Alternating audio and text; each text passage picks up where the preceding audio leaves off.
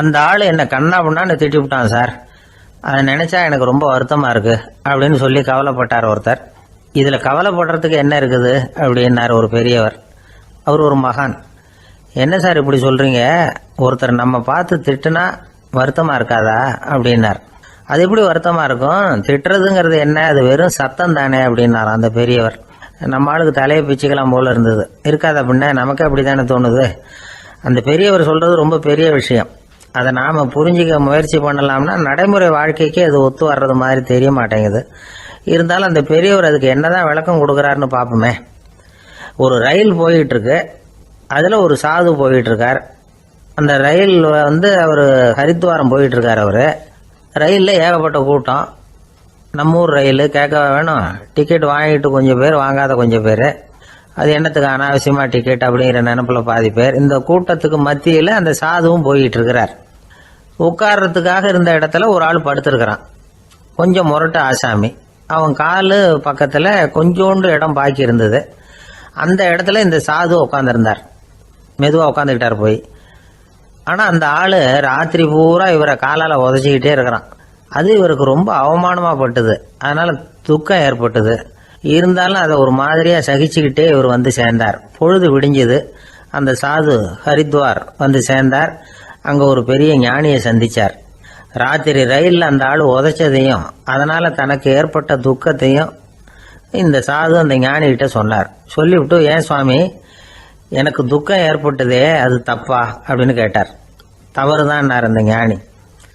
உனக்கு இன்னமும் தேக அபிமானம் போகலைங்கிறது தான் அது காட்டுது. அஷ்டாவக்கிரர் என்ன சொல்றார் தெரியுமா? உண்மையான ஞானி யாராவது தன்னை வந்தனை செய்தால் அதற்காக சந்தோஷப்பட மாட்டார், யாராவது நிந்தனை செய்தால் அதற்காக வருத்தப்பட மாட்டார் அப்படின்னு சொல்றார். நிந்தனைங்கிறது ஒரு ஒலி தான். தேகாபிமானம் இருக்கிற வரைக்கும் இந்த ஒலி நம்மளை வேதனைப்படுத்தும். நான் தேகம் இல்லை, ஆத்மா அப்படிங்கிற நினைவு இருந்தா இந்த ஒலி நம்மளை பாதிக்காது. மனு என்ன சொல்றார் தெரியுமா? ஒரு சாதகன் பாராட்டுதலை விஷம்னு நினைச்சு பயப்படணும், அவமானத்தை அமிர்தம்னு நினைச்சு சந்தோஷப்படணுங்கிறார்.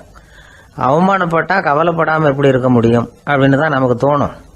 அதனாலதான் நம்மள யாரும் இதுக்கு உதாரணமா யாரையும் காட்ட முடியல. புத்தரையும் கபீரையும் உதாரணமா காட்டுறாங்க. அவங்களுக்கெல்லாம் அவமானம் ஏற்பட்டப்போ கவலையே படலையாம். புத்தரை அவமானப்படுத்தணுங்கிறதுக்காக கௌசாம்பி ராணி ஒரு இளம் பெண்ணை கொலை பண்ணி சடலத்தை புத்தர் குடிசைக்கு முன்னாடி போட சொன்னார். போட்டாங்க. புத்தர் தான் அந்த பொண்ணை கெடுத்து கொலை பண்ணி விட்டாருன்னு எல்லாரும் நினைச்சாங்க. ஆனா புத்தர் இதை பத்தி கவலையே படல. அப்புறமா உண்மை தெரிஞ்சதும் புத்தர் புகழ் இன்னும் அதிகமாயிட்டது.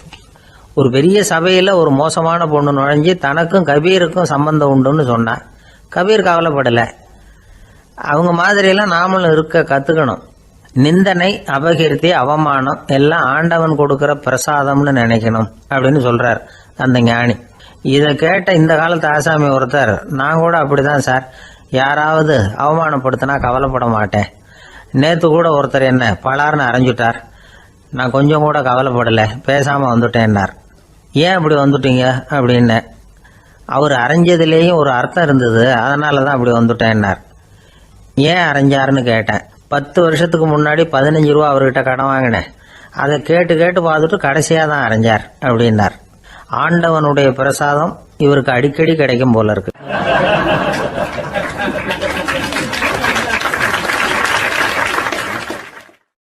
இந்த உலகமே ஒரு நாடக மேடை, நாம எல்லாரும் நடிகர்கள். இது ஞானிகள் சொல்றது. இது ஒரு பக்கம் இருக்கட்டும். இந்த உலகத்துக்குள்ள எத்தனையோ நாடக மேடைகள், எத்தனையோ நடிகர்கள், எத்தனையோ நாடகங்கள், இதெல்லாம் எப்படி ஆரம்பமாச்சு? அதுதான் இன்னைக்கு தகவல். அதாவது ஆதி மனிதன் பேச ஆரம்பிக்கிறதுக்கு முன்னாடி சைகையாலேயே எல்லாத்தையும் சொல்லிட்டு இருந்தான். அதனால அப்பவே நடிப்பு ஆரம்பமாயிட்டது. முதல்ல ஒரு வேட்டையத்தான் அவன் நடிச்சு காட்டியிருப்பான். இவன் எப்படி போனான், எதிரில் மிருகம் எப்படி வந்தது, அதோட எப்படி சண்டை போட்டான், எப்படி அடிச்சு கொண்டுகிட்டு வந்தான், இதை அப்படியே மற்றவங்களுக்கு நடிச்சு காட்டியிருப்பான். ஏன்னா மொழி கிடையாது. இந்த காலத்துல எல்லாம் நாடகங்கள்ல நடிக்கிறவங்கள நடிகர்கள்ங்கிறோம். ஒரு காலத்துல இவங்களுக்கு என்ன பேரு தெரியுமா? திஸ்பியர்கள் அப்படின்னு பேராம். இதுக்கு காரணம் உண்டு. அதாவது 2000 வருஷத்துக்கு முன்னாடி கிரீஸ் நாட்டுல திசிவியஸ் அப்படின்னு ஒரு ஆள் இருந்தான். அவன் ஒரு பெரிய நாடக கலைஞன். அவன் சில இளைஞர்களை சேர்த்துக்கிட்டான், பயிற்சி கொடுத்தான், நாடக குழுவை உருவாக்கினான், நடிகர்களையும் நாடகத்துக்கு தேவையான பொருள்களையும் ஏற்றிக்கிட்டு போகிறதுக்கு ஒரு வண்டியையும் தயார் பண்ணான். அந்த வண்டியிலேயே அவன் கிரேக்க நாடு பூராவும் சுற்றினான், ஊர் ஊராக நாடகம் போட்டான். ஒரு ஊருக்கு போனதும் அங்கே நாடகம் நடத்த தியேட்டர் இருக்கா அப்படிங்கன்னெல்லாம் பார்க்கறது இல்லை அவன். ஏன்னா அப்போலாம் தியேட்டர்னா என்னென்ன தெரியாது. நாடகம்னா அது ஒரு மூடிய கொட்டைக்குள்ளே தான் நடத்தணுங்கிறது அப்போ யாருக்குமே தோணலை. இந்த வண்டி போகும், அதுவே ஒரு பகுதி அப்படியே ஒரு மேடை மாதிரி விரிச்சிக்கும். அதில் ஏறி நின்றுக்கிட்டு நாடகத்தை நடித்து காட்டுவாங்களாம். மக்கள்லாம் எதிரில் தரையில் உட்காந்து அதை பார்த்துக்கிட்டு இருக்கிறது. உலகத்தின் முதல் நடமாடும் தியேட்டர் இதுதானா. இந்த திசைபிஎஸ் தான் முதலாக உலகத்தில் நாடகம்ங்கிற பொழுதுபோக்கை நடத்தி காட்டினவன் அப்படின்னு சொல்கிறாங்க. அவன் சொந்தமாக நாடகம் எழுதுனா, நடித்தான், நாடகத்தை இயக்கினான். அதனால தான் அவனை first man of the theatre அப்படின்னு சொல்லுவாங்க. அவன் தான் நாடக மேடையின் முன்னோடி. கிரேக்கர் காலத்திலேயே நாடக ஆசிரியர்கள், நடிகர்கள், ரசிகர்கள் இவங்கெல்லாம் உருவாயிட்டாங்களாம். நாடகத்தின் சரித்திரத்தில் இந்த 3 பிரிவும் ரொம்ப முக்கியம். அதாவது கிரேக்க தியேட்டர்கள்லாம் திறந்த வெளி மேடைகள் தான். பெரும்பாலும் மலைச்சரிவுகள், அதுவே படிப்படியாக பண்ணியிருப்பாங்க. கீழே அரைவட்ட வடிவில் மேடை, அதுக்கு ஆர்கெஸ்ட்ரான்னு பேர். பிற்காலத்தில் இதில் உட்காந்து இசைக்குழுவினர் வாய்ச்சதுனால இசைக்குழுவுக்கே ஆர்கெஸ்ட்ராங்கிற பேர் வந்துட்டுது. இப்போ கிரேக்க தியேட்டர்களில் ஒன்று, அதோட காலம் கிமு 340. அதை இன்னமும் பாதுகாத்து வச்சிருக்கிறாங்களாம். எபிடாரஸ் அப்படிங்கிற இடத்துல அது இருக்குதான். இன்னமும் அந்த தியேட்டரை பயன்படுத்திட்டு வர்றாங்களாம். சிறந்த கிரேக்க நாடகங்கள்லாம் அங்கே நடிக்கிறாங்களாம். ஆரம்ப காலத்திலேயே கட்டணம் கிடையாது. அப்புறம் பின்னாடி தான் நுழைவு கட்டணம்லாம் அப்படியே வந்துட்டு தான். நடிகர்கள் பளபளப்பான ஆடைகள் உடுத்தி இருப்பாங்களாம். இந்த குதிகால் உயர்ந்த காலணிகள் போட்டிருப்பாங்களாம். இதெல்லாம் பழைய குறிப்புகள். பலவிதமான உருவங்களில் மாஸ்க் அப்படின்னு சொல்லப்படுற முகமூடி. அதனால ஒரே நடிகர் பல வேடங்களில் நடிக்கிறது உண்டான். ஆரம்பத்தில் பெண் நடிகர்கள் கிடையாது, எல்லாம் ஆண் நடிகர்கள் தான். ரோமானியர்கள் தான் முதல் நிரந்தர நாடக மேடையை கட்டினவங்க. அதுதான் முதல் தியேட்டர். கிமு 1048 காலகட்டத்தில் பாம்பிங்கிற நகரத்தில் அதை கட்டியிருக்கிறாங்களாம். கிரேக்க ரோமானிய தியேட்டர்களின் அடிப்படையிலேயே இந்த இத்தாலிய வடிவ அமைப்பாளர்கள் இந்த குதிரை லாட வடிவில் ஒரு ஆடிட்டோரியத்தை உருவாக்கினாங்களாம். இப்படி அதை பற்றி நிறைய தகவல் இருக்குது. 1576 லண்டனில் இந்த வின்ஸ்பர்ரி, அப்புறம் இந்த பில்ட்ஸில், அப்புறம் ஜேம்ஸ் இப்படிங்கிற ஒரு முயற்சியால் தான் இங்கிலாந்தில் முதல் தியேட்டர் உருவாச்சான். அப்படி ஒருத்தர் இருந்தாராம். உலக நாடக மேடையின் வரலாறு இதுதான். அதாவது இப்பெல்லாம் அறிவியல் வளர்ச்சி அதிகமாயிட்டுது. திரைப்படம், தொலைக்காட்சி எல்லாம் வந்தாச்சு. ஒவ்வொரு வீடுமே ஒரு குட்டி தியேட்டர் மாதிரி ஆயிட்டுது. தொலைக்காட்சி முன்னாடி உட்காந்து எழுந்திருக்கவே மனசு வர்றதில்லை. ஒரு அம்மா ஒரு மனோதத்துவ டாக்டரை தேடிட்டு வந்தாங்களாம் இந்த காலத்தில். டாக்டர், எங்கள் வீட்டுக்காரர் எப்போ பார்த்தாலும் டிவி முன்னாடி உட்காந்துக்கிட்டு அதையே வெறிச்சு பார்த்துக்கிட்டு இருக்கிறார், உத்து பார்த்துக்கிட்டு இருக்கார், எனக்கு சந்தேகமாக இருக்குன்னாங்களாம். இது மனக்கோளாறு இல்லைங்க, ஆர்வ கோளாறு, அவ்வளவுதான், இதுக்காக பயப்படாதீங்கன்னாராம் டாக்டர். அப்படி இல்லை டாக்டர், டிவி ஓடும் பொழுது நாம எல்லாம் அதை பார்க்குறோம் சரி, ஆனால் அவர் அப்படி இல்லை, டிவியை நிறுத்தினதுக்கு அப்புறமும் அதையே உத்து பார்த்துட்டு உட்காந்துருக்கிறார், அதனால தான் சந்தேகப்பட்டு உங்ககிட்ட வந்தேன் அப்படின்னாங்களாம்.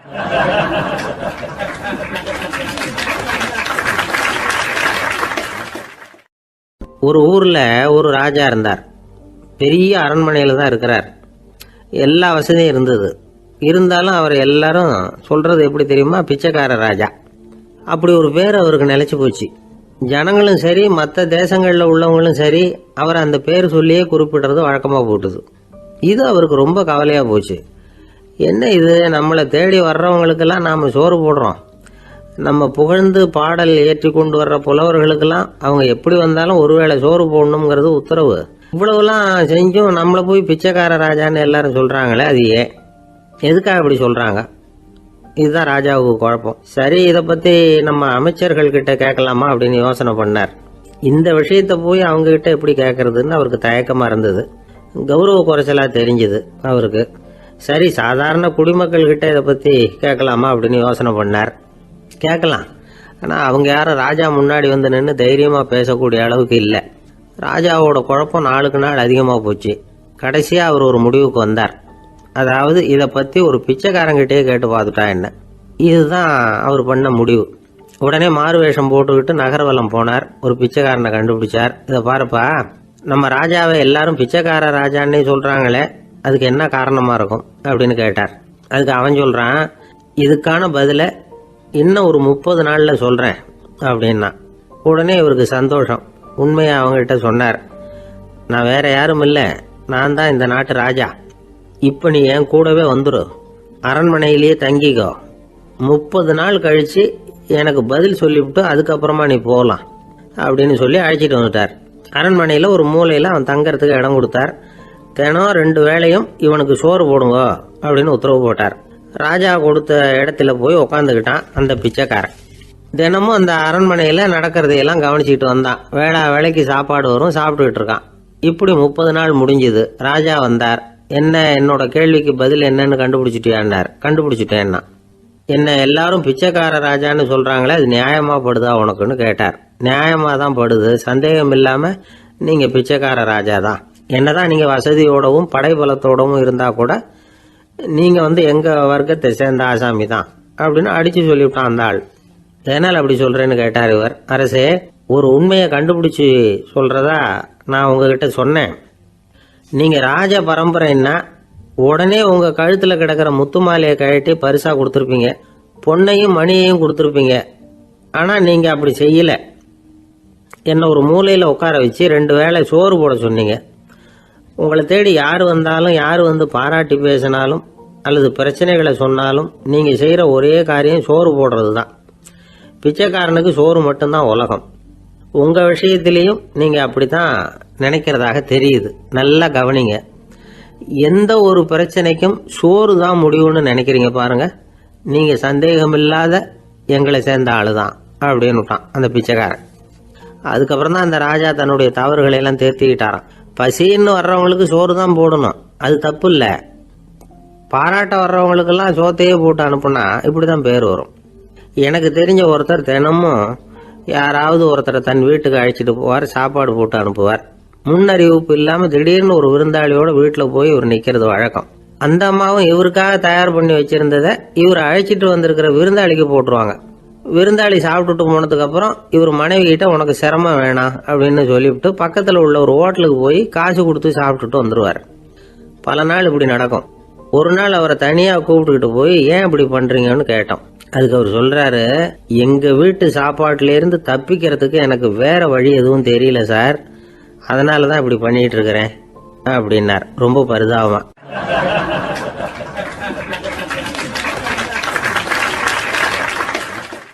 ஒரு மனுஷனுக்கு 3 விதத்தில் கர்வம் உண்டாகிறதுக்கு வாய்ப்பு உண்டு. பணம், பதவி, புகழ்.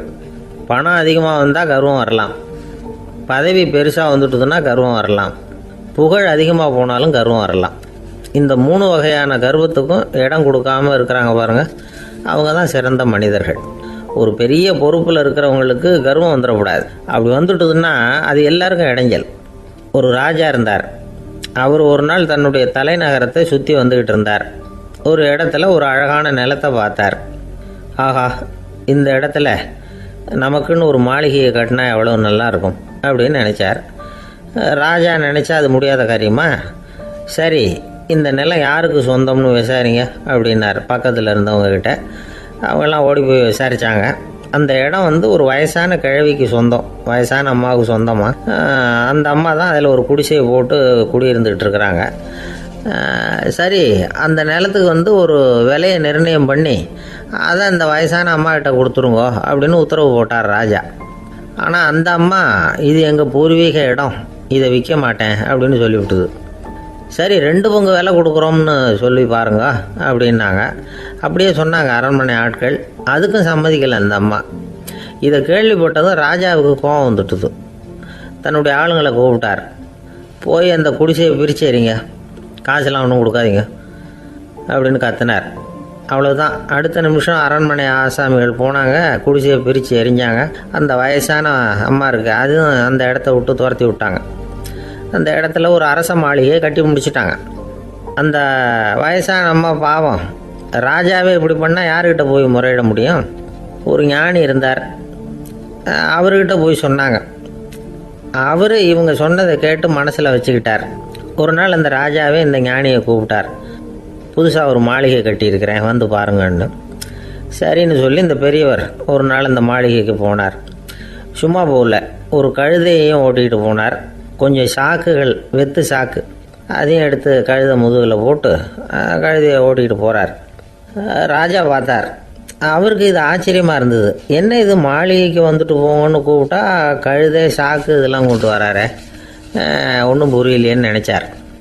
எதுக்காக இதெல்லாம்னு கேட்டார். அரசருடைய தோட்டத்திலேருந்து கொஞ்சம் மண் எடுத்துகிட்டு போகிறதுக்கு ஆசைப்பட்றேன், அதுக்கு நீங்கள் அனுமதி கொடுக்கணும் அப்படின்னாரு இவர். இது என்ன வேடிக்கையான கோரிக்கையாக இருக்குது அப்படின்னு நினச்சார் ராஜா. இருந்தாலும் மண் தானே கேட்குறாரு, எடுத்துகிட்டு போகட்டுமே அப்படின்னு நினச்சார். சரின்னு அனுமதி கொடுத்தார். அந்த பெரியவர் தோட்டத்துக்கு போனார், மண்ணை வெட்டினார், சாக்கில் போட்டு நிரப்புனார். ராஜாவை கொஞ்சம் கிட்ட வாங்கன்னு கூப்பிட்டார். இந்த மண் மூட்டையை தூக்கி கழுதையோட முதுகில் வைக்கணும், கொஞ்சம் உதவி பண்ணுங்கன்னார். ஓ பண்ணுறேனே அப்படின்னு சொல்லி ராஜா கிட்ட போனார். மூட்டையை தூக்கி பார்க்குறாரு, முடியல, திணறி போயிட்டார். இப்போ அந்த ஞானி பேசினாராம். அரசே, இந்த ஒரு சாக்கு மண்ணையே உங்களால் தூக்க முடியல, அந்த கிழவிகிட்ட இருந்து அந்த அக்கிரமமாக அபகரித்த இந்த தோட்டம் பூராவையும் சுமக்கணும்னு ஆசைப்படுறீங்களே, அது உங்களால் முடியுமா அப்படின்னு கேட்டாராம். ராஜா யோசனை பண்ண ஆரம்பித்தார். தன்னுடைய செயலுக்காக வருத்தப்பட்டாராம்.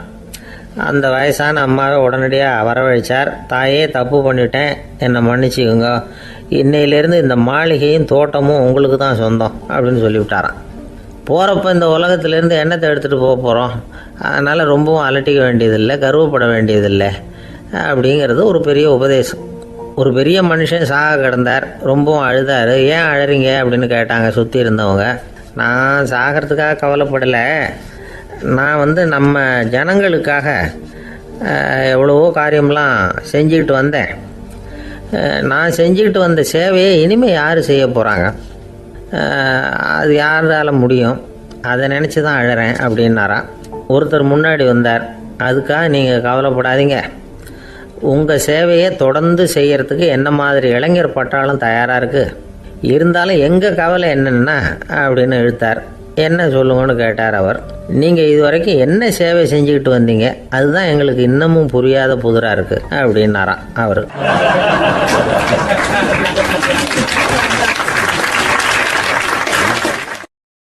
ஒரு அம்மா தெருவில் உட்காந்து என்னத்தையோ தேடிட்டு இருக்கிறாங்க. அந்த அம்மா ஒரு சூஃபி ஞானி. அவங்க பேர் என்னன்னா ரபியா அல் அடாவியா. அந்த அம்மாவுக்கு கண் கூட தெளிவாக தெரியாது. அந்த பக்கமாக வந்த சில பேர் இவங்களுக்கு உதவி செய்கிறதுக்காக வந்தாங்க. என்ன தேடிட்டு இருக்கிறீங்க அப்படின்னு கேட்டாங்க. இதுக்கு அந்த அம்மா, அந்த கேள்வி அவ்வளோ முக்கியத்துவம் இல்லை, நான் தேடிக்கிட்டு இருக்கிறேன், உங்களால் முடிஞ்சால் எனக்கு உதவி பண்ணலாம் அப்படின்னாங்களாம். உதவி செய்ய வந்தவங்களுக்கு ஆச்சரியம். எதை தேடுறோங்கிறது தெரியாமல் இப்படி ஏன் நேரத்தை செலவழிக்கிறீங்க, நாங்கள் எப்படி உங்களுக்கு உதவ முடியும், எங்களுக்கு ஒன்றும் புரியலையே அப்படின்ட்டுருக்காங்க. சரி, உங்களை திருப்தி பண்ணுறதுக்காக சொல்கிறேன், ஒரு குண்டூசி தொலைஞ்சி போச்சு, அதை தேடுறேன் அப்படின்னாங்களாம் அந்த அம்மா.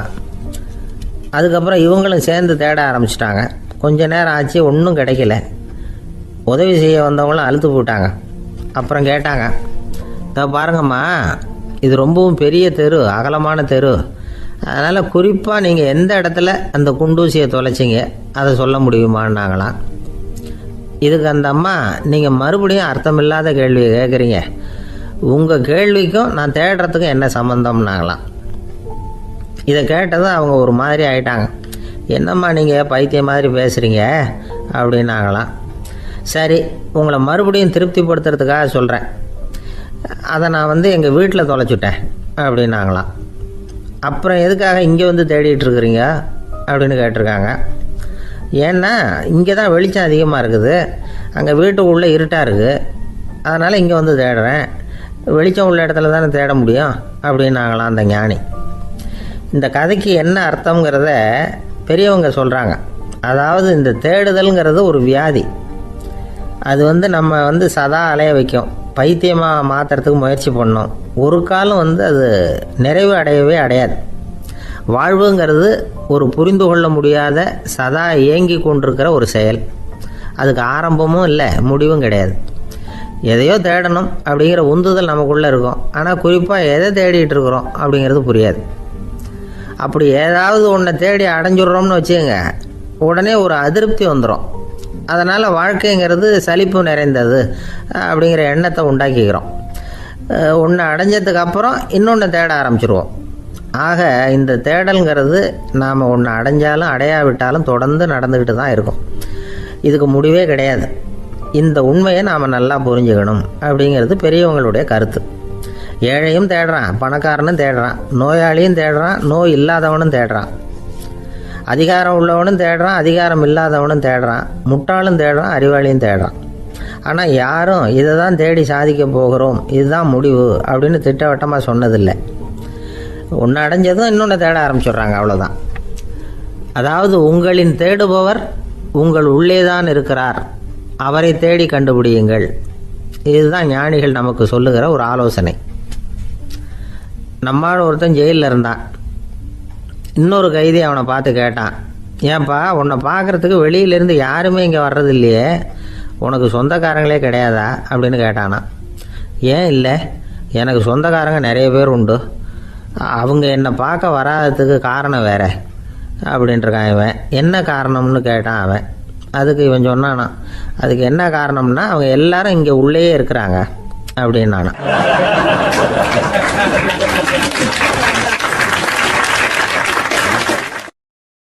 ஒரு நாள் ராமர் அரசவையில் உட்கார்ந்துருக்கிறார். ராமராஜ்யம் நடந்துக்கிட்டு இருந்த நேரம். அந்த சமயத்தில் ஒரு நாய் வந்து அரச சபைக்கு வந்துதான். அது தலையில் அடிபட்டு ரத்தம். அந்த கோலத்தில் அது அங்கே வந்தது. எல்லாரும் ஆச்சரியமாக அதை பார்த்தாங்க. ராமரும் அந்த நாயை பார்த்தார். நீங்கள் வந்த காரியம் என்ன, என்ன நடந்தது, எதுவாக இருந்தாலும் பயப்படாமல் சொல்லு அப்படின்னார். உடனே அந்த நாய் மெதுவாக சொல்ல ஆரம்பிச்சுதான். ஐயா, நான் தெருவில் போய்கிட்டு இருந்தேன். வழியில் ஒருத்தர் வந்தார். அவர் வேத சாஸ்திரம்லாம் படித்த பெரியவர். அவர் எந்த காரணமும் இல்லாமல் அவர் கையில் வச்சுருந்த குச்சியால் என் தலையில் அடிச்சுட்டார். அதுதான் தலையில் ரத்தம். இதை நீங்கள் விசாரித்து தகுந்த தீர்ப்பு வழங்கணும் அப்படின்னு தான் அந்த நாய். ராமர் பார்த்தார். உடனே தன்னுடைய காவலர்களை அனுப்புனார். அந்த ஆளை எங்கே இருந்தாலும் போய் கொண்டுகிட்டு வாங்க அப்படின்னு விட்டார். காவலர்கள் போனாங்க. அந்த ஆளை பிடிச்சி கொண்டு வந்துட்டாங்க. அரண்மனைக்கு வா அப்படின்னு சொல்லி கூப்பிட்டுட்டு வந்துட்டாங்க. என்ன நடந்ததுன்னு விசாரித்தார் ராமர். அதுக்கு அந்த ஆள் சொன்னார், நான் வந்து வீதி வழியாக வந்துக்கிட்டு இருந்தேன். குறுக்க இந்த நாய் வந்தது. நான் அவசரமாக போய்கிட்டு இருந்தேன். இது எனக்கு வழி விடாமல் குறுக்க பூந்து இடைஞ்சல் பண்ணிச்சு. எனக்கு கோபம் வந்துட்டுது. அதனால் அடிச்சுட்டேன். வேத சாஸ்திரம் படித்த நான் என் வசம் இழந்து கோபப்பட்டது பெரிய தப்பு தான். அதை நான் ஒத்துக்கிறேன். குற்றத்தை ஒப்புக்கொள்கிறேன். எனக்கு என்ன தண்டனை கொடுக்கணுமோ அதை கொடுங்க, ஏற்றுக்கிறேன் அப்படின்னு விட்டார். சரி, இப்போ அந்த ஆளுக்கு தண்டனை கொடுக்கணும். என்ன தண்டனை கொடுக்கறது யோசனை பண்ணார் ராமர். அதையும் அந்த நாய்கிட்டே கேட்டார். நீயே சொல்லு, என்ன தண்டனை கொடுக்கலாம் இவருக்கு அப்படின்னார். இதுக்கு அந்த நாய் என்ன சொல்லிச்சு தெரியுமா? இவரை ஏதாவது ஒரு கோயிலுக்கு தர்மகர்த்தாவாக நியமனம் பண்ணி விடுங்க, அதுதான் இவருக்கு சரியான தண்டனை அப்படின்னுது. இதை கேட்டது ராமர் முகத்தில் புன்னகை. ஆனால் அங்கே இருந்த மற்றவங்களுக்கெல்லாம் ஆச்சரியம். அது எப்படி, தப்பு செஞ்சவங்களுக்கு தண்டனை கொடுக்கறது தானே நியாயம், அதை விட்டுவிட்டு தர்மகர்த்தா பதவியை கொடுக்க சொல்லுது இந்த நாய் அப்படிங்கிற ஆச்சரியம். இந்த சந்தேகத்தை அந்த நாய்கிட்டே கேட்டாங்க அங்கே இருந்தவங்க. இதுக்கு அந்த நாய் பதில் சொல்லிச்சான். நான் வந்து போன பிறவியில் ஒரு கோயிலுக்கு தர்மகர்த்தாவாக இருந்தேன். எவ்வளவோ கவனமாக எச்சரிக்கையாக தான் என்னுடைய கடமைகளை எல்லாம் செஞ்சுக்கிட்டு வந்தேன். அப்படி இருந்தாலும் சில சமயங்களில் என்னையும் மீறி கோயில் செல்வத்தை நான் அனுபவிக்கிறதுக்கு காரணம் ஆயிட்டேன். ஒரு கோவிலுக்கு தர்மகர்த்தாவாக இருக்கிறவங்க எப்படியும் இந்த பாவத்திலேருந்து தப்பிக்கிறது கஷ்டம். அதனால தான் நான் இந்த பிறவியில் நாயாக பிறந்து இப்படி கஷ்டப்படுறேன். இதே நிலைமை இந்த ஆளுக்கும் ஏற்படணும் அப்படிங்கிறதுக்காக தான் அவரையும் ஒரு கோயிலுக்கு தர்மகர்த்தாவை நியமிக்கும்படி கேட்டுக்கிட்டேன் அப்படின்னு தான் இந்த நாய். இதிலேருந்து என்ன தெரியுது? எந்த பதவியில் நாம் இருந்தாலும் நமக்கு தெரியாமல் கூட அதை தவறாக உபயோகப்படுத்தக்கூடாதுங்கிறத இதிலேருந்து புரிஞ்சுக்கணும். இல்லைன்னா அடுத்த பிறவியில் நாயாக பிறந்து எங்கேயாவது போய் வாழை ஆட்டிட்டு நிற்க வேண்டியது தான். கோவில் வாசலில் 2 நாய் பேசிக்கிட்டு இருந்து தான், போன ஜென்மத்தில் நான் மனுஷனாக தான் இருந்தேன். ஒரு கோவில் பூசாரி பேச்சை கேட்டுவிட்டு அவரோட கூட்டு சேர்ந்துக்கிட்டு ஆண்டவன் போட்டிருந்த நகையெல்லாம் அபகரித்து என்கிட்ட கொடுத்தாரு அவர். நான் எடுத்துகிட்டு வந்துட்டேன். திருடினது அந்த ஆள் தான், எடுத்துக்கிட்டு வந்தது தான் நான். இருந்தாலும் நான் மட்டும் நாயாக பிறந்துட்டேன். இப்போ மட்டும் அந்த பூசாரி என்கிட்ட மாட்டினா கடித்து குதறி விடுவேன் அப்படின்னு தான். அவசரப்பட்டு அப்படி செஞ்சுடாதே, பதிலுக்கு அவரும் உன்னை திருப்பி கடித்தாலும் கடிச்சிருவார். ஏன்னா அவரும் இப்போ ஒரு நாயாக தான் பிறந்திருக்கிறார் அப்படின்னு தான் இன்னொன்று. அது எப்படி உனக்கு தெரியும்னு தான் இது. நான் தானே அது அப்படின்னு தான் அந்த நாய்.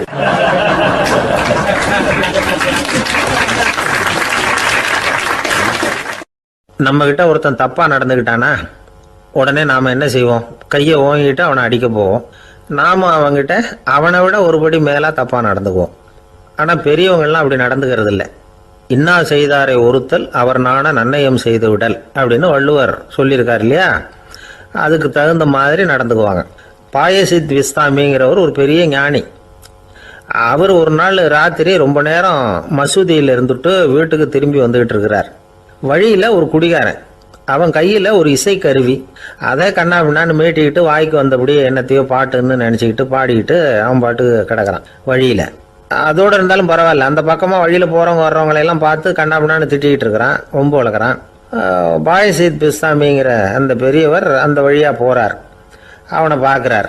அவனுடைய நிலைமையை பார்த்துட்டு பரிதாபப்படுறார். ஏன்பா இது மாதிரியெல்லாம் நடந்துக்கிற, இப்படி நடக்கலாமா அப்படின்னு ஏதோ கொஞ்சம் புத்திமதி சொல்கிறதுக்கு ஆரம்பித்தார். அவனுக்கு கோபம் வந்துட்டுது. கையில் வச்சிருந்த வாத்திய கருவி அதால் ஓங்கி அந்த பெரியவர் தலையில் ஒரு அடி கொடுத்தான். ரத்த காயம் ஏற்பட்டு போச்சு. அவன் கையில் இருந்த இசைக்கருவியும் அடித்த வேகத்தில் ரெண்டாக உடஞ்சி போச்சு. அவ்வளோ வேகமாக அடிச்சிருக்கான். இவ்வளவு தூரத்துக்கு நடந்து போச்சுல்ல, அந்த மாபெரும் ஞானி வாயை திறந்து ஒரு வார்த்தை கூட பேசலை.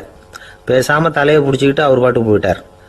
மறுநாள் அந்த பெரியவர் என்ன பண்ணார் தெரியுமா? கொஞ்சம் இனிப்பு பண்டங்கள், கொஞ்சம் பணம், இது ரெண்டையும் ஒரு ஆள் மூலமாக அனுப்பி வச்சார் அந்த குடிகாரனுக்கு. அவனுக்கு ஒன்றும் புரியல. என்ன விவரம்னு விசாரித்தான். வந்த ஆள் ஒரு கடுதாசியை நீட்டினான். அதில் விவரம் இருந்தது. ஞானி எழுதியிருக்கிறார், இதை பார்ப்பா, உங்களுடைய இசைக்கருவி உடையறதுக்கு என்னுடைய தலை காரணமாக ஆயிட்டுது. அதுக்காக நான் ரொம்ப வருத்தப்படுறேன். அதுக்காக தான் பணம் அனுப்பி வச்சுருக்கேன். வேறு புதுசாக ஒரு இசைக்கருவி வாங்கிக்கோ. அப்புறம் இன்னொரு விஷயம், நேற்றுக்கு ராத்திரி என்கிட்ட ஏகப்பட்ட கசப்பான வார்த்தைகளை பேசினேன். இதோடு அனுப்பியிருக்கிற இனிப்பு பண்டங்களை சாப்பிட்டு உன்னுடைய நாவில் உள்ள கசப்பை மாற்றிக்கோ அப்படின்னு அதில் எழுதப்பட்டிருந்தது. இந்த சமயத்தில் அவன் குடி மயக்கத்தில் இல்லை, கிழிஞ்சு போயிருந்த நேரம் இது. அதனால் அதை படித்த உடனே அவனுக்கு ரொம்ப வெக்கமாக போச்சு. தலை குனிஞ்சான், யோசனை பண்ணான். கொஞ்ச நேரத்தில் தன்னுடைய நண்பர்கள் சில பேரையும் கூப்பிட்டுக்கிட்டு நேராக அந்த ஞானி இருக்கிற இடத்துக்கு ஓடினான். அவர் காலில் விழுந்தான். அவர்கிட்ட மன்னிப்பு கேட்டுக்கிட்டான். பெரியவங்களே தெரியாமல் நான் இந்த பாவ செயலை பண்ணிவிட்டேன், என்னை மன்னிச்சுங்க. உங்களுடைய பொறுமையும் போதனையும் என்னுடைய கண்ணை திறந்துட்டுது. இனிமேல் நானும் என்னுடைய நண்பர்களும் நல்ல வழியில் திருந்தி வாழ போகிறோம் அப்படின்னா. ஞானி செய்த நன்னயம் குடிகாரனை எப்படி திருத்திருக்கு பார்த்தீங்களா? இந்த கதையை கேட்டுவிட்டு ஒருத்தர் சொன்னார், என் வாழ்க்கையில் கூட அப்படி ஒரு சம்பவம் நடந்தது சார். நானும் ஒரு நாள் ராத்திரி ஓவராக குடிச்சிட்டு ஒரு கிட்டாரை வாசிச்சுக்கிட்டு கண்ணாபின்னான்னு உளறிக்கிட்டு திட்டிக்கிட்டு இருந்தேன். அந்த சமயம் அந்த வழியாக ஒருத்தர் வந்தார். ஓங்கி தலையில் ஒரே ஒரு அடி, ரத்தம் வந்துட்டுது. அதுக்கப்புறம் என் மனசு தெரிந்துவிட்டுது சார் அப்படின்னார். அப்படியா என்ன ஆச்சரியமா? ஆமாம் சார், அடி விழுந்தது அவர் தலையில் இல்லை, ஏன் தலையில். வந்தவர் என்ன அப்படி அடிச்சுட்டார். மயக்கம் தெளிஞ்சதுக்கு அப்புறம்தான் எனக்கு விவரம் புரிஞ்சுது. அவர் ஒரு போலீஸ்காரரு அப்படின்னார் ரொம்ப சோகமா.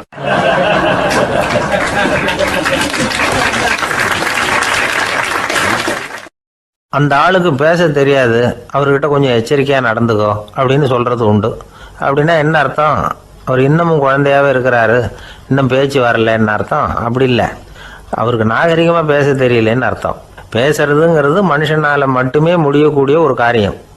அப்படி இருந்தும் அதோட பெருமையை அவன் இன்னமும் சரியாக புரிஞ்சிக்கலன்னு தான் சொல்லணும். அதனால தான் அவன் அளவுக்கு அதிகமாக வார்த்தைகளை கொட்டி விடுறான். அதுக்கப்புறம் அதையெல்லாம் திருப்பி அள்ள முடியாமல் கிடந்து கஷ்டப்படுறான். கொட்டின வார்த்தையை அள்ள முடியுமா?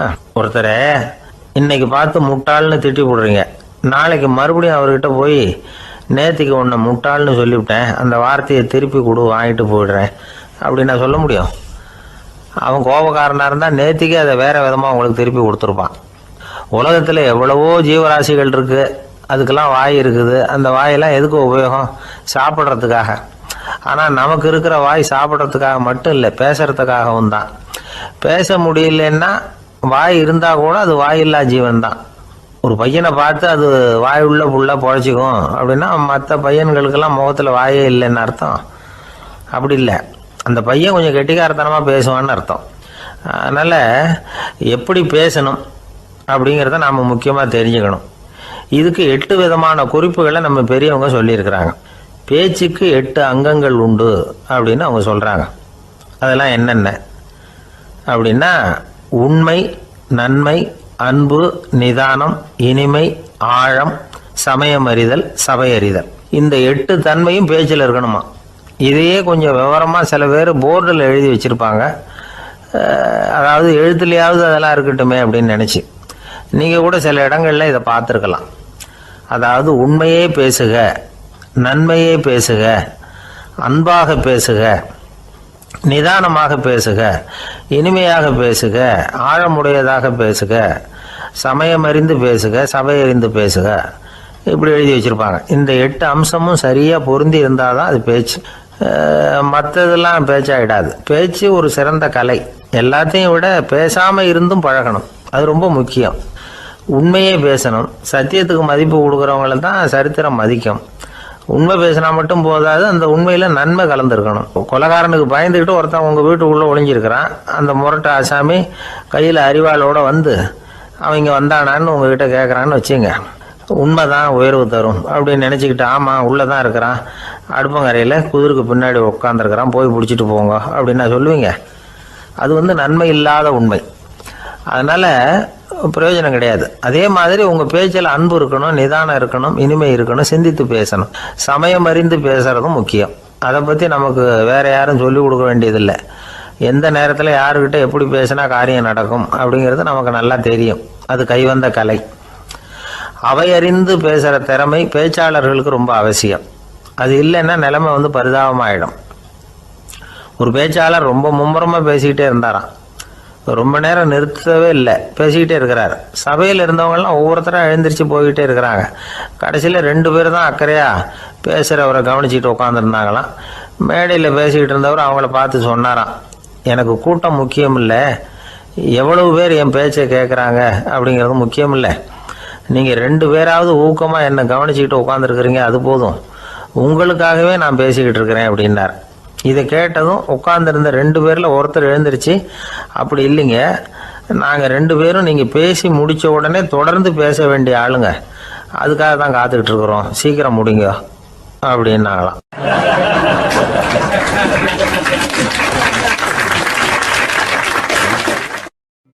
இந்த காலத்து புள்ள ஒருத்தன் தன்னோட அப்பாவை பார்த்து சொன்னான், அப்பா, நான் உனக்கு உதவி செய்யலாம்னு நினைக்கிறேன், என்ன உதவி செய்யணும்னு சொல்லு அப்படின்னா. நீ சும்மா இருந்தால் அதுவே எனக்கு செய்கிற பெரிய உதவிடா அப்படின்னார் அப்பா. சும்மா இருக்கிறதும் ஒரு உதவி தான், அது மாதிரி மௌனமும் ஒரு சமூக சேவை தான் அப்படிங்கிறார் காஞ்சி பெரியவர். நமக்கு 5 புலன்கள் இருக்குது, மெய், வாய், கண், மூக்கு, செவி. இந்த 5லேயும் அதிகப்படியான வேலை எதுக்குன்னு நினைக்கிறீங்க? வாய்க்கு தான். ஏன்னா அதுக்கு 2 வேலை. இப்போ கண்ணுக்கு பார்க்குறது மட்டும்தான் வேலை, காதுக்கு கேட்குறது மட்டும்தான் வேலை, மூக்குக்கு வாசனை அறியறது தான் வேலை, உடம்புக்கு உணர்றது மட்டும்தான் வேலை. ஆனால் வாய் அப்படி இல்லை, அதுக்கு 2 வேலை. சாப்பிட்றதும் அதுதான், பேசுகிறதும் அதுதான். அதாவது வாய் ஒன்று தான் கர்மேந்திரியமாகவும் இருக்குது, ஞானேந்திரியமாகவும் இருக்குது அப்படின்னு சொல்லுவாங்க. சாப்பாட்டில் உட்காந்தா எந்தெந்த ஆகாரம் என்னென்ன ருசின்னு அறிவிக்கிற வேலையும் செய்யுது. சபையில் உட்காந்தா பாடுறது, பேசுறது, சிரிக்கிறது, இது மாதிரியான வேலையும் செய்யுது. இன்னொரு வித்தியாசம், கண்ணு, காது, மூக்கெல்லாம் ஸ்ட்ரெயின் பண்ணிட்டு வேலை செய்கிறதில்ல.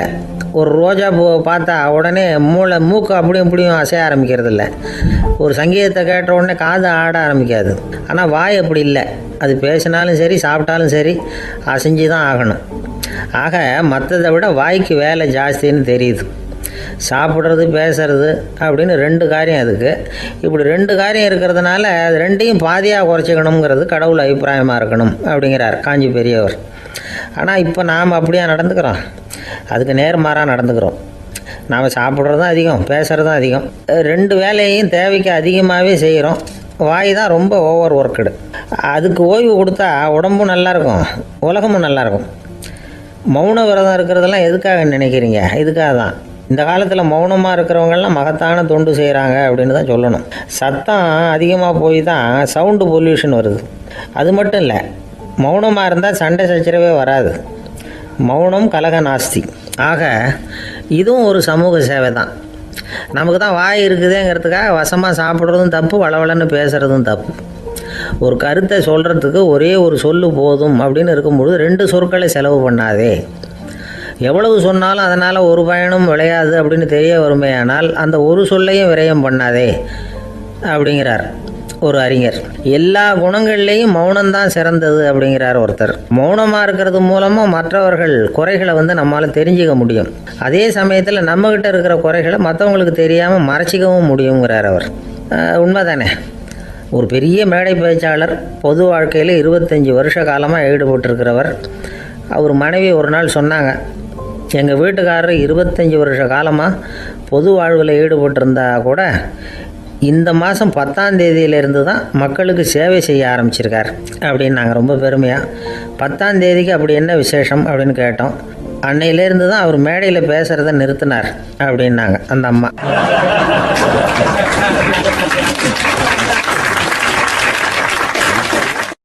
ஒரு ஆசாமி வேகமாக ஓடிக்கிட்டு இருந்தான். ஏன் இப்படி ஓடுறேன்னு கேட்டார் இன்னொருத்தர். அங்கே ஒரு ஆள் அடிபட்டு கிடக்கிறான், அதை பார்த்தேன், உடனே ஓடுறேன்னா. எங்கேன்னு கேட்டார். ஆஸ்பத்திரிக்குன்னா. ஒரு ஆள் அடிபட்டு கிடக்கிறத பார்த்தா உடனடியாக நாம் செய்ய வேண்டியது முதல் உதவி, அதுக்கப்புறம் தான் ஆஸ்பத்திரி. இன்றைக்கி விபத்துங்கிறது சர்வசாதாரணமாக நடந்துக்கிட்டு இருக்குது. வாகன விபத்து, வெடிகுண்டு விபத்து, தீ விபத்து, கட்டடம் சரியறது, பூகம்பம், இப்படி நிறைய நடக்குது. ஒரு விபத்தை பார்த்துட்டா நம்மளில் பல பேர் நமக்கு என்னத்துக்கு வம்புன்னு ஒதுங்கி போயிடுறதும் உண்டு. சில பேர் துணிஞ்சு கிட்ட போய் உதவி செய்கிறதும் உண்டு. அப்படி உதவி செய்ய நினைக்கிறவங்களுக்கு உபயோகப்படுற தகவல் இது. விபத்தில் காயமடைஞ்சவங்களை 3 பிரிவாக பிரிக்கலாமா. முதல் வகை கொஞ்சம் சீரியஸானது, உயிருக்கு உடனே ஆபத்து தரக்கூடியது. மூளை காயம், முகம், கழுத்து காயங்கள், இருதயம், நுரையீரல் காயங்கள், வயத்தில் உள்ளுறுப்பு காயங்கள், அதிகப்படியான இரத்தப்போக்கு, இதனால எல்லாம் பாதிக்கப்பட்டிருந்தால் அது முதல் வகை அப்படின்னு நாமளே மனசுக்குள்ளே முடிவு பண்ணிக்கணும். இவங்களுக்கெல்லாம் உடனடியாக முதல் உதவி கொடுக்கணும். தாமதப்படுத்தாமல் ஆஸ்பத்திரிக்கு கொண்டுகிட்டு போயிடணும். இப்படி கொஞ்சம் எச்சரிக்கையாக நடந்துக்கிட்டால் அவங்களில் பல பேரை காப்பாற்றி போடலாம்.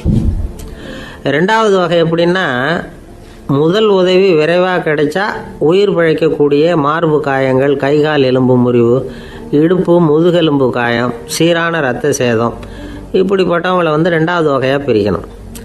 ஆபத்து இல்லாத சிராய்ப்புகள், சிறு காயங்கள், இரத்த உறைவுகள், இதனால் பாதிக்கப்படுறவங்க 3வது வகை. ஒருத்தர் தலையில் அடிபட்டு நினைவு விழுந்துட்டார்னு வச்சுங்க, அவருக்கு வாந்தி வர்றதுனால புறையேறி மூச்சு அடைப்பு உண்டாகும். இப்படி ஆகாமல் இருக்கிறதுக்காக தலையை ஒரு பக்கமாக சாய்ச்சி வைக்கலாம். நாடி துடிப்பையும் இதய துடிப்பையும் தொட்டு பார்க்கணும். அது குறைஞ்சிருந்தாலும் சரி, நின்று இருந்தாலும் சரி, அவர் மார்பை நிமிஷத்துக்கு 80 தடவை உள்ளங்கையால் அழுத்தி இதய துடிப்பை மீட்கிறதுக்கு உதவி பண்ணணும். கழுத்தில் காயம்பட்டாலும் ஆபத்து அதிகம். கழுத்துக்கு அடியில் ஒரு துண்டை மடித்து வைக்கலாம். 2 பக்கமும் சின்ன தலையணை அல்லது துணி மடிப்புகளை வச்சு கழுத்தை அதிகமாக அசையாமல் பார்த்துக்கலாம்.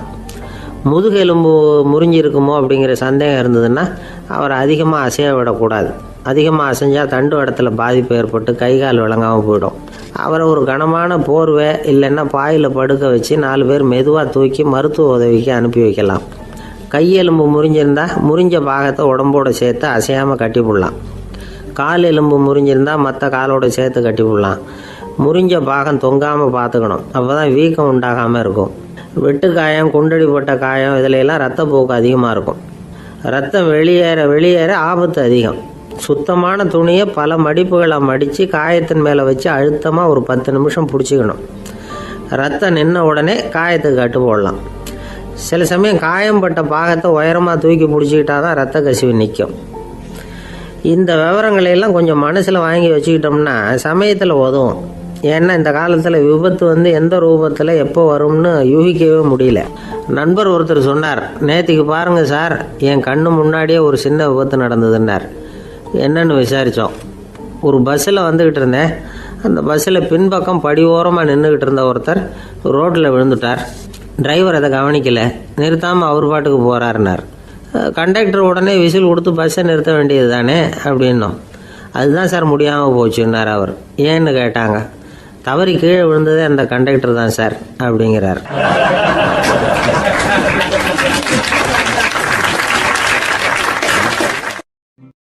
ஒரு நண்பர் அவசரமாக என்கிட்ட ஓடி வந்தார். அப்புறம் சொன்னார், என்னால் நம்பவே முடியல சார், என் பையனா இப்படி அப்படின்னு சொல்லி ஆச்சரியப்பட்டார். உங்கள் பையன் அப்படி என்ன தான் செஞ்சுட்டான் அப்படின்னு கேட்டேன்.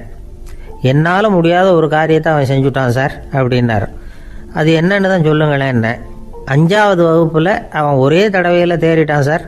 அதாவது ஒரே அட்டம்ப்டில் பாஸ் ஆகிருக்கான் அப்படின்னார் மூச்சு வாங்க. கஷ்டப்பட்டு பரீட்சை எழுதுனது அவன், இவருக்கு ஏன் மூச்சு வாங்குது? நம்மால் செய்ய முடியாத ஒரு காரியத்தை இன்னொருத்தர் செய்யும் பொழுது அது நமக்கு ஆச்சரியமாக இருக்குது. சர்க்கஸ் பார்க்குறோம், ஒருத்தர் அந்த இடத்துல தொங்குறார், அது நமக்கு ஆச்சரியம். ஏன்னா அது நம்மால் முடியாத காரியம். நம்மால் முடியாத ஒன்றை அடுத்தவர் எளிதாக செய்யும் பொழுது நாம் மருள்வது இயற்கை. இதை தான் தொல்காப்பியம் மருட்கை அப்படின்னு சொல்லுது. இந்த வியப்பு இருக்குதே, இது 4 வகையில் ஏற்படுறதாக தொல்காப்பியம் சொல்லுது. அது என்ன 4 வகை? முதல் வகை எப்படின்னா புதுமையான அரிய செயல்களை செய்கிறது. 2வது வகை என்னென்னா பெரும் செயல்களை செய்கிறது. 3வது வகை என்னென்னா மிக நுட்பமான செயல்களை செய்கிறது. 4வது வகை என்னென்னா ஆக்கம் தரும் செயல்களை செய்கிறது. புதுமை, பெருமை, சிறுமை, ஆக்கமோடு மதினம் சாலா மருட்கை 4 அப்படிங்கிறது தொல்காப்பியம். இன்றைக்கி விஞ்ஞானம் புதுசு புதுசாக எதையோ கண்டுபிடிக்குது. ஆரம்பத்தில் அது ஆச்சரியமாக இருக்குது, அப்புறம் அது நமக்கு பழகி போடுது. வானொலி பெட்டி புதுசாக வந்தப்போ ஒரு பெட்டி பேசுதுங்கிறது எவ்வளோ பெரிய ஆச்சரியம். இப்போ யாரும் அதை ஆச்சரியமாக பார்க்குறதில்ல. மதினம் சாலா மருட்கை அப்படின்னு ஒரு சொற்றொடர் வருது பாருங்கள். அதில் கருத்தாழம் உண்டு.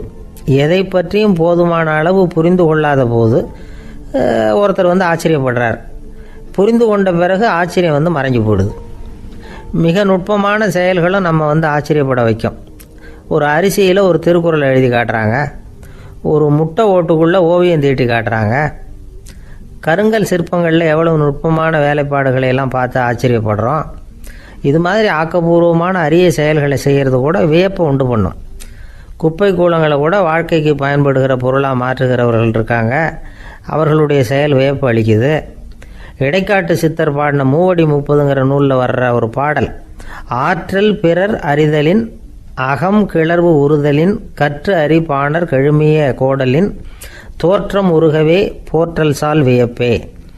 ஒருத்தருடைய ஆற்றல் தெரியாமல் இருந்தது, அவருடைய அரிய செயலை பார்க்கும் பொழுது வியப்பாக இருந்தது, மனசுக்குள்ள கிளர்ச்சி. பாவலர்கள் இவர்களுடைய புகழை பாடி மற்றவர்களும் தெரிந்து கொள்ளுமாறு செய்கிறார்கள் அப்படிங்கிறது தான் ஒரு யதார்த்தமான உண்மை. ஆக எல்லா வகையிலும் மக்கள் தங்களுடைய வாழ்க்கையில் முன்னேறுவதற்கான வழிகாட்டுகிற ஒரு மெய்ப்பாடு தான் வியப்புங்கிறது. இந்த காலத்தில் நம்ம எப்படியெல்லாம் ஆச்சரியப்பட வைக்கிறாங்க. ஒரு ஆளை பிடிச்சி ஜெயிலில் கொண்டு வந்தாங்க. ஜெயில் அதிகாரி அவனை ரொம்ப ஆச்சரியமாக பார்த்தாரான். இவன் கேட்டான், ஏன் சார் அப்படி பார்க்குறீங்க? நான் இப்போ இங்கே வர்றது உங்களுக்கு ஆச்சரியமாக இருக்குதா அப்படின்னு கேட்டிருக்கான். இதுக்கு ஜெயில் அதிகாரி சொல்லியிருக்கார், நீ இப்போ இங்கே வந்ததில் எனக்கு ஒன்றும் ஆச்சரியம் இல்லைப்பா. ஏற்கனவே நீ இங்கேருந்து விடுதலையாகி போய் 6 மாதம் ஆச்சு. இவ்வளவு லேட்டாக வர்றியே, அதுதான் எனக்கு ஆச்சரியமாக இருக்குது அப்படின்னாராம்.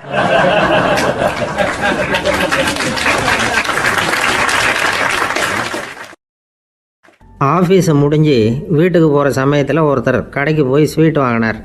சரி, வீட்டுக்கு பிள்ளைங்களுக்கு தான் வாங்கிட்டு போகிறார் அப்படின்னு மற்றவங்க நினச்சாங்க. அவர் அப்படி செய்யலை. அந்த இடத்துலையே பொட்டலத்தை பிரித்தார். திருட மாதிரி அப்படியே சுற்றி ஒரு தரம் பார்த்துக்கிட்டார்.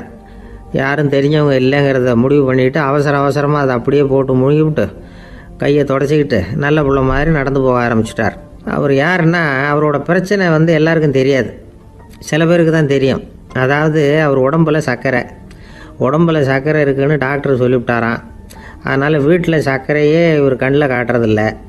அதனால் இவர் யார் கண்ணிலையும் படாமல் இப்படிப்பட்ட வேலைகள்லாம் செய்கிறது வழக்கம். யாருக்கும் தெரியாமல் இப்படி ஸ்வீட்டை வாங்கி சாப்பிட்டுட்டு அவர் பாட்டு போயிடுறது.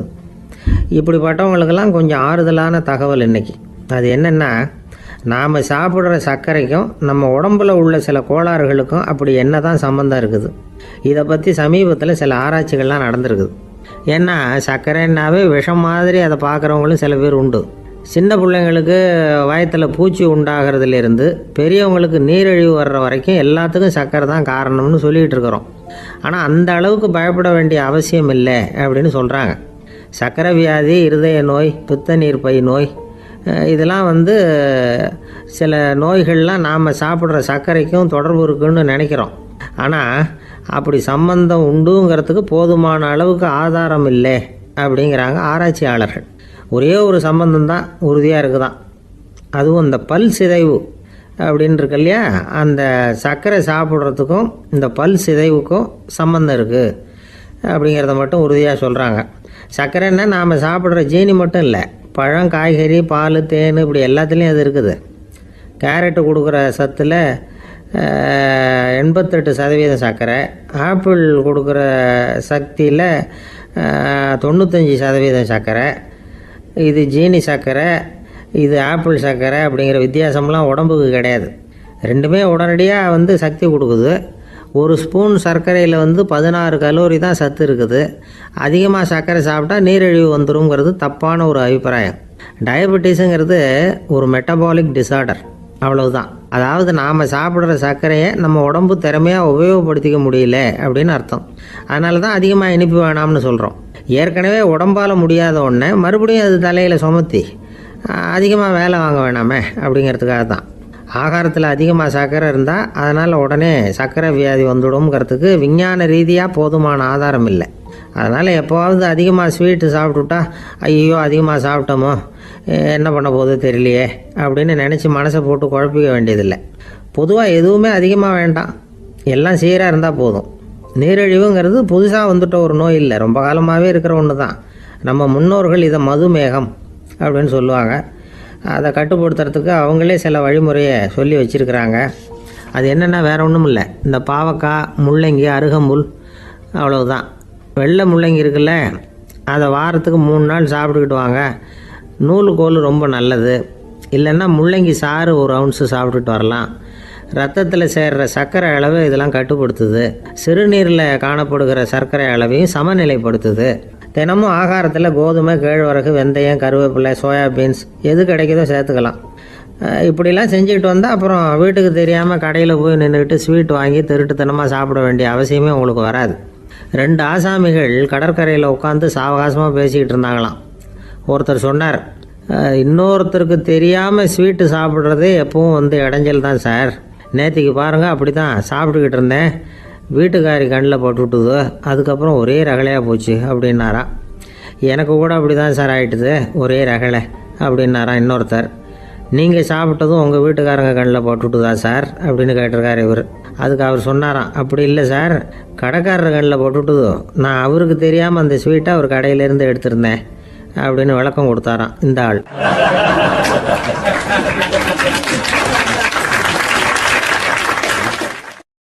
அம்மாக்காரங்களுக்கு அடிக்கடி ஏற்படுற கவலை ஒன்று உண்டு. அதாவது குழந்தை சரியாக சாப்பிட மாட்டேங்குதே அப்படிங்கிற கவலை. இவங்கெல்லாம் ஒரு விஷயத்த நல்லா புரிஞ்சுக்கணும். குழந்தைகள்ங்கிறவங்க பெரியவங்க மாதிரி இல்லை. அவங்க கடிகாரத்தில் மணியை பார்த்துட்டு சாப்பிட்றதுக்கு உட்கார்ற ரகம் கிடையாது. பசிச்சா சாப்பிடுவாங்க, இல்லைன்னா விளையாடுவாங்க அல்லது தூங்குவாங்க. அது புரியாமல் அவங்கள கட்டாயப்படுத்தி அல்லது மிரட்டி சாப்பிட வைக்கிறது ரொம்ப தப்பு. ஒரு 8 மாத குழந்தைக்கு 3 மணி நேரத்துக்கு ஒரு தடவை பசிக்கும். அந்த நேரம் பார்த்து சாப்பாடு கொடுத்தா அடம் பண்ணாமல் அது பாட்டுக்கு சாப்பிட்றோம். அதே குழந்தைக்கு 1 வயசு ஆகிறப்போ 4 மணி நேரத்துக்கு ஒரு தடவை பசிக்கும். இந்த வயசில் இயற்கையாகவே பசி குறைஞ்சிருக்கும். அது புரியாமல் என் குழந்தை முன்னாடி மாதிரி இப்போ சரியாக சாப்பிட மாட்டேங்கிறான் அப்படின்னு சில பேர் டாக்டர்கிட்ட போய் சொல்லிக்கிட்டு இருப்பாங்க.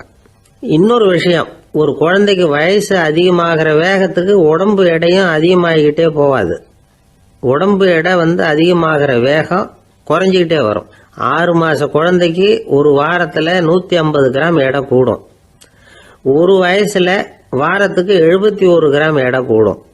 இது புரியாமல் அதிகமாக சாப்பாட்டை கொடுத்து குழந்தைய கஷ்டப்படுத்தக்கூடாது. ஏன்னா அளவுக்கு மீறின உணவு அஜீரணத்தை உண்டு பண்ணிவிடும். குழந்தைக்கு ஒரு தட்டில் கொஞ்சமாக ஆகாரத்தை வச்சு கொண்டுகிட்டு போய் கொடுக்கணும். மலை மாதிரி குவிச்சு வச்சா அதை பார்த்ததுமே பசி அடங்கி போயிடும்.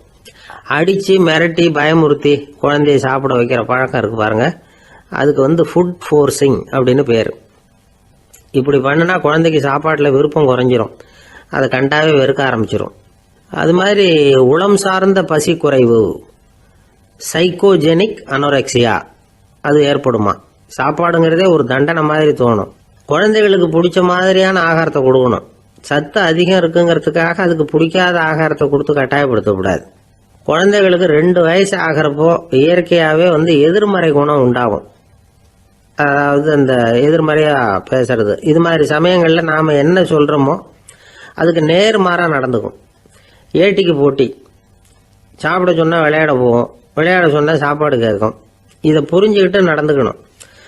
குழந்தை சொன்ன பேச்சை கேட்கலேன்னு கோவப்படக்கூடாது. குழந்தை வளர வளர பிடிவாத குணம் வர்றது சகஜம். கேட்டதை வாங்கி கொடுத்தாதான் சாப்பிடுவேன் அப்படின்னு பிடிவாதம் பண்ணும். வாங்கி கொடுத்து விடுறது தான் உத்தமம். நீங்களும் அதுகிட்ட பிடிவாதம் பண்ணிட்டு இருக்கக்கூடாது. ஏன்னா கேட்டது கிடைக்கலையேங்கிற ஏமாற்றம் கூட குழந்தையோட பசியை குறைச்சிரும். கேட்டது கிடைச்சிட்டா பசி அதிகமாகும். கொடுத்ததை மளமளன்னு சாப்பிட்றோம். குழந்தைகளுக்கு கண்ட கண்ட நேரத்தில் சாப்பிட்றதுக்கு எதையாவது வாங்கி கொடுத்துக்கிட்டு இருந்தா சாப்பாட்டு நேரத்தில் சாப்பிடாம அடம் பண்ண ஆரம்பிச்சிடும். பள்ளிக்கூடம் போகிற பிள்ளைங்க காலை உணவை சரியாக சாப்பிட மாட்டாங்க. அச்சம், அவசரம், பரபரப்பு இதெல்லாம் தான் காரணம். பள்ளிக்கு புறப்படுறதுக்கு ஒரு 3/4 மணி நேரத்துக்கு முன்னாடியே சாப்பாடு போட்டுருங்க, அது சரியாக போடும். படிக்கிற குழந்தைகள் உடல் சோர்வு, மனச்சோர்வு இது காரணமாக கூட சாப்பிட மறுக்கிறது உண்டு. இப்போ உதாரணமாக சாயந்தரம் விளையாடி விட்டு வீட்டுக்கு வந்ததும் சாப்பிட சொன்னால் வேணாம்பாங்க. இது உடல் சோர்வு. ரொம்ப நேரம் வீட்டு பாடங்களை செஞ்சு முடித்த கையோடு சாப்பிட சொன்னாலும் அவங்களால சரியாக சாப்பிட முடியாது. இது உளச்சோர்வு, அதாவது மனச்சோர்வு. இதை தவிர குழந்தைகளுக்கு உடல் நலக்குறைவு ஏற்பட்டால் கூட சாப்பிட மறுக்கிறது உண்டு. சில மருந்து மாத்திரைகள் கூட பசியை குறைச்சிரும். அதனால் சரியாக தெரிஞ்சுக்கிட்டு குழந்தைகளை சாப்பிட வைக்கணும். அது புரியாமல் கையில் சாப்பாட்டு தட்டை வச்சுக்கிட்டு குழந்தைகளை விரட்டிக்கிட்டு அலையக்கூடாது. ஒரு சின்ன பையன் சொன்னான், எங்கள் அம்மா சாப்பாடு போடுறது தெரிஞ்சா நான் உடனே வீட்டை விட்டு வெளியில் ஓடி போடுவேன் அப்படின்னா. ஏன் அப்படி பண்ணுறேன்னு கேட்டோம். எங்கள் அப்பா கூட அது மாதிரி தான் சார் பண்ணுவார் அப்படிங்கிறான்.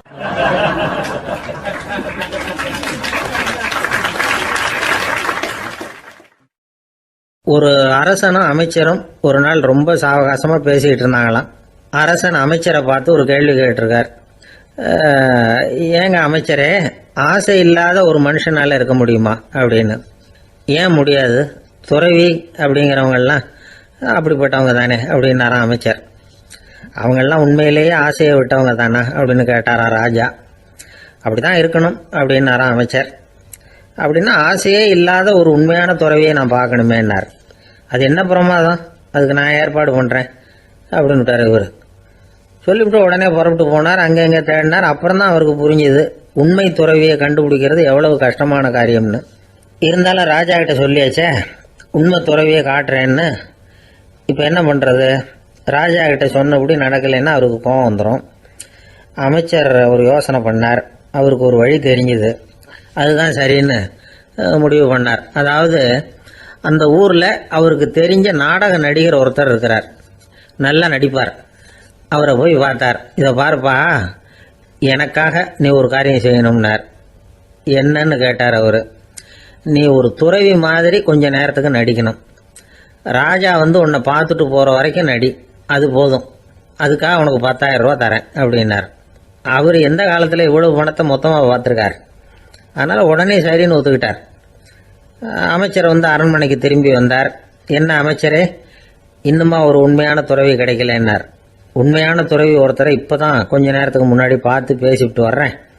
அவர் நம்ம ஊருக்கு வெளியில் குளத்தங்கரையில் உள்ள ஒரு ஆலமரத்துக்கு அடியில் உட்காந்துருக்கிறார் அப்படின்னார் இவர். அப்படின்னா உடனே புறப்படுங்க அப்படின்னார் ராஜா. பரிவாரங்களோடு புறப்பட்டார். அங்கே அந்த மரத்தடியில் அந்த ஆள் வேஷம் போட்டுக்கிட்டு துறவி மாதிரி உட்காந்துருக்கிறான். ராஜா நேராக போனார். அந்த துறவி காலில் பொத்துன்னு விழுந்து வணங்கினார். உடனே ராணியும் அவர் காலில் விழுந்தாங்க. அடுத்தபடியாக அமைச்சர் விழுந்தார். அவருக்கு தெரியும் இது நம்ம ஆள் தான்னு. இருந்தாலும் என்ன பண்ணுறது, நேரம். அப்புறம் பரிவாரங்கள்லாம் துறவி காலில் விழுந்து ஆசீர்வாதம் வாங்கிட்டாங்க. ராஜா அப்புறமா தங்கத்தட்டில் பொண்ணையும் பொருளையும் வச்சு அந்த துறவிகிட்ட ரொம்ப பணிவாக நீட்டுறார். தாங்கள் தயவு பண்ணி இதை ஏற்றுக்கணும் அப்படின்னு வேண்டிக்கிட்டார். அந்த துறவி பற்று இல்லாமல் அதை பார்த்தார். எல்லாத்தையும் திறந்துட்ட எனக்கு இதெல்லாம் எதுக்காக அப்படின்னு சொல்லி அதை மறுத்துட்டாராம்.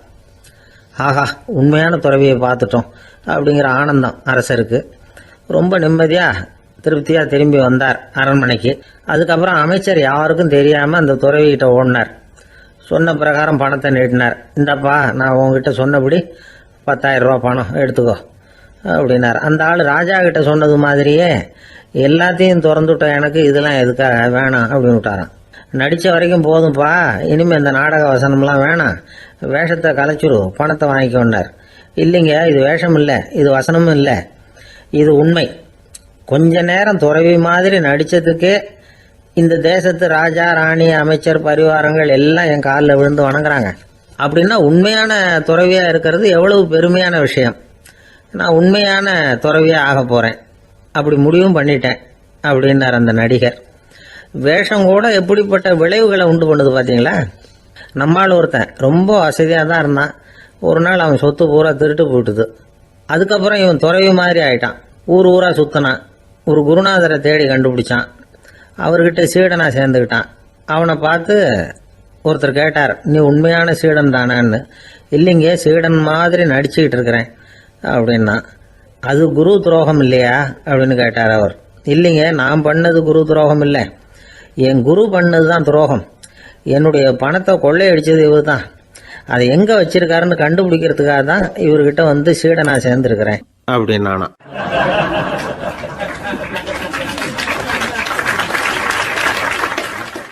ஒருத்தர் ரொம்ப அவசரமா வந்தார்.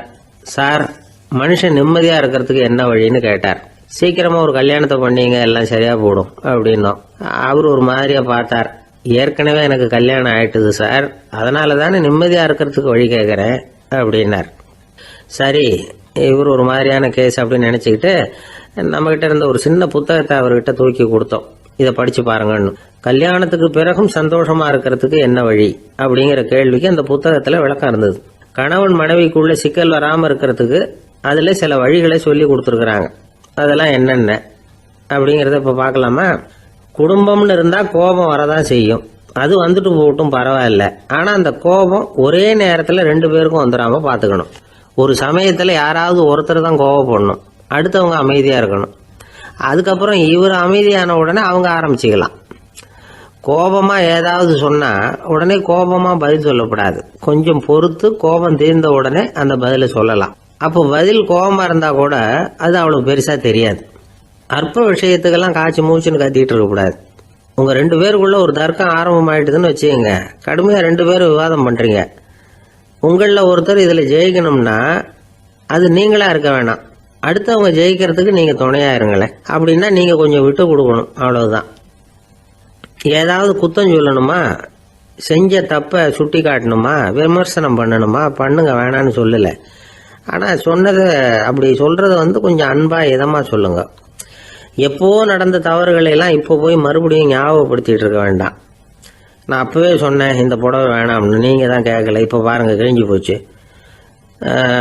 இப்படின்னு கத்துனாங்க ஒரு அம்மா. எப்போ சொன்னீங்கன்னு கேட்டா ஒரு 10 வருஷத்துக்கு முன்னாடி தீபாவளி சமயத்துல அப்படிங்கிறாங்க. அது என்ன இன்னும் அப்படியே புதுசாகவா இருக்கும்?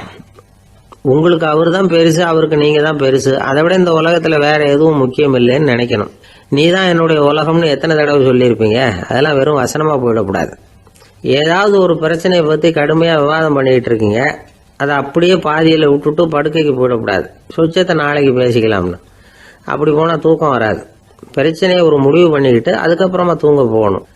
ஒரு நாள்ல ஒரு தடவையாவது உங்க ஜோடியை பாராட்டி நல்ல விதமா கனிவா ஒரு வார்த்தை சொல்லணும் அப்படின்னு தீர்மானம் பண்ணீங்க. ஏதாவது தப்பு பண்ணிவிட்டீங்கன்னா பரவாயில்ல, அதை ஒத்துக்கிறதுக்கும் மன்னிப்பு கேட்கறதுக்கும் தயாரா இருக்கணும். அது ஒன்றும் கேவலம் கிடையாது. வீட்டுக்குள்ள தானே கேட்க போறீங்க, வெளியில யாருக்கு தெரிய போதும். எப்படியோ உங்களுக்குள்ள ஒரு சமரசம் ஆனா சரிதான். ஒரு தகராறுன்னு எடுத்துக்கிட்டா குறைஞ்சபட்சம் அதுக்கு 2 பேர் தேவை. தனியாவே உட்காந்துக்கிட்டு நான் இப்ப தகராறு பண்ணிட்டு இருக்கிறேன் அப்படின்னு யாரும் சொல்ல முடியாது. 2 பேர் தகராறு பண்றாங்கன்னா பொதுவா அந்த 2